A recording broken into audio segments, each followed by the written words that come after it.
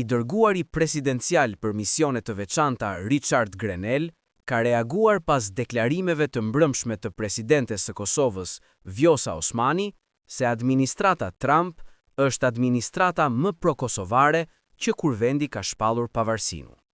Ish emisari për dialogun Kosovë-Serbi Richard Grenell ka shkruar: Osmani po gënjen, duke thënë se ajo bashkë me Kurtin kanë qenë një ekip katastrofë.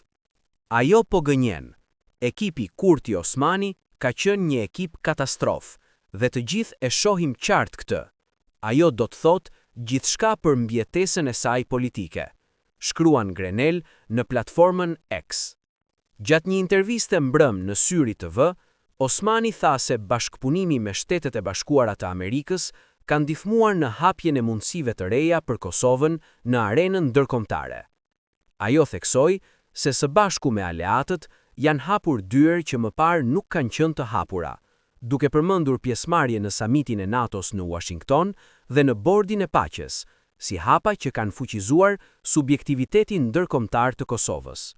Sipas Osmanit, Kosova nuk ka bërë asnjë koncesion në raport me SBA-t dhe Bashkimin Evropian.